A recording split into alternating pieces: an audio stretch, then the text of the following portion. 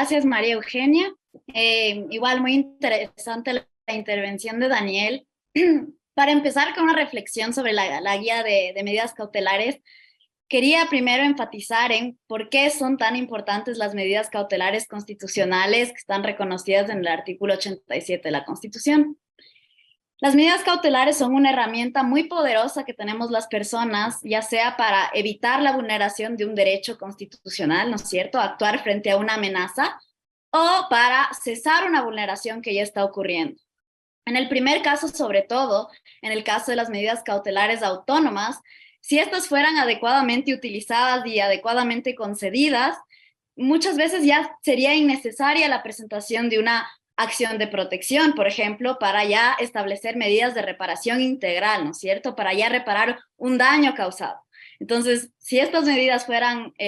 justo adecuadamente concedidas por los operadores de justicia y utilizadas por personas cuando se cumplan los requisitos de procedencia,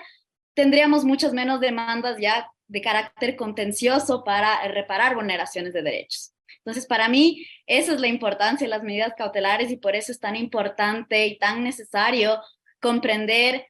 cuándo proceden, cuándo no proceden, cuál es su naturaleza, cuáles son sus características.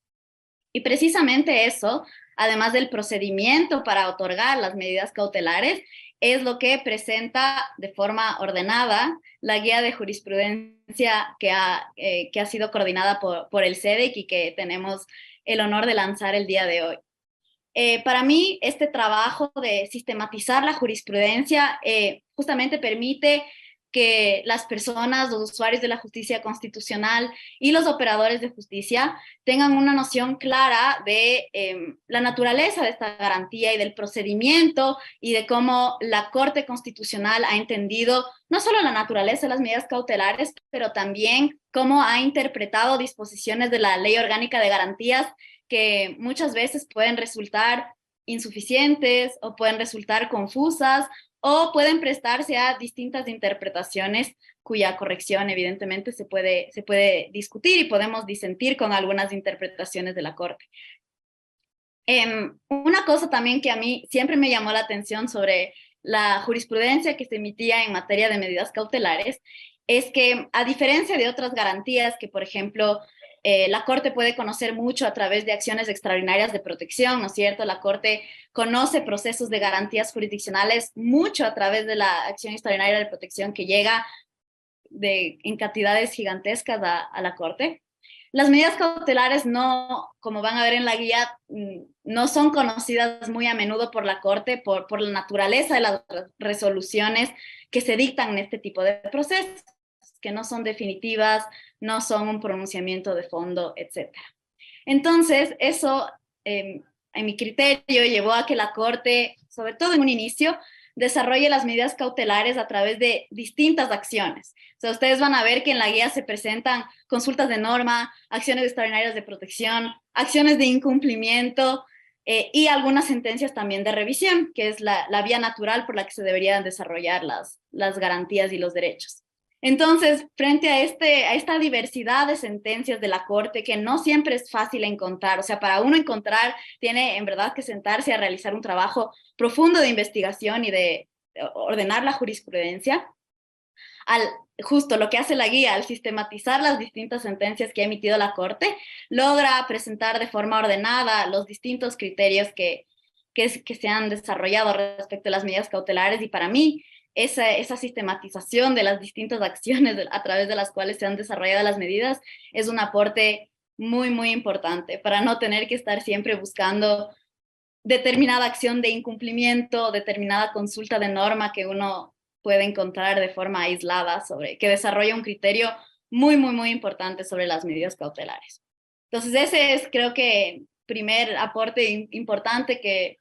es necesario destacar de la guía. Y igual para no alargarme mucho, una sección específica que quisiera destacar y que también ya fue un poco abordada por Daniel en su intervención es aquella relativa a la naturaleza de las medidas cautelares. ¿Y por qué es tan importante conocer cuáles son los requisitos de las medidas y cuáles son sus características? Porque en el contexto actual en el que vivimos, uno de los grandes problemas que enfrentamos los usuarios de la justicia constitucional y las personas que nos desenvolvemos en este medio, es la desnaturalización de las garantías, ¿no es cierto? Cada semana vemos un uso cuestionable de alguna medida cautelar, de alguna acción de protección. Muchas veces vemos, no sé, en las noticias que se han utilizado estas acciones en conflictos que parecería que no tendrían nada que ver con una amenaza o con una vulneración de un derecho constitucional. O también podemos ver medidas que son concedidas de forma indefinida, ¿no es cierto? O que constituyen pronunciamientos de fondo en muchas ocasiones.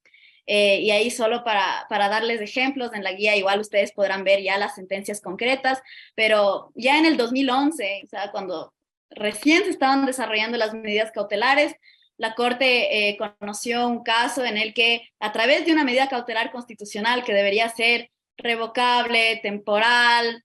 no ser un pronunciamiento de fondo, se había ordenado el pago de jubilaciones a CNT, por ejemplo, de forma totalmente definitiva, ya como si fuera un pronunciamiento sobre el fondo de un proceso ordinario, ni siquiera constitucional.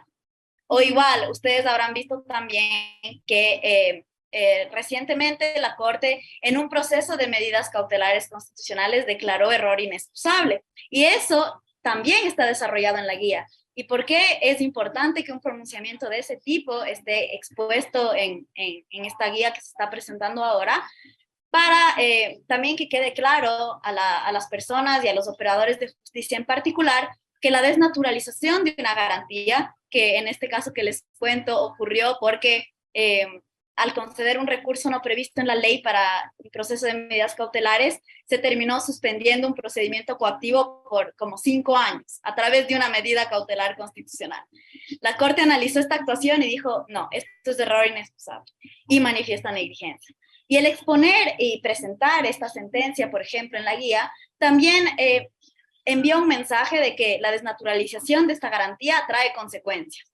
Entonces, está muy bien como que se presenten los requisitos de procedencia, las características de la medida y también que las personas, la ciudadanía en general, tenga conocimiento de que la desnaturalización y el ignorar estos requisitos que la Corte ha desarrollado a través de su jurisprudencia va a traer también una consecuencia. Y ese me parece a mí que es un segundo mensaje importante que está plasmado y que está transmitiendo la guía de jurisprudencia constitucional sobre medidas cautelares. Entonces, con estas dos ideas, la sistematización de jurisprudencia en un panorama que tiene diversas sentencias que han desarrollado las medidas cautelares y en particular el énfasis sobre las características y la naturaleza de las medidas, es una reflexión inicial sobre por qué es tan importante la guía que se está lanzando ahora.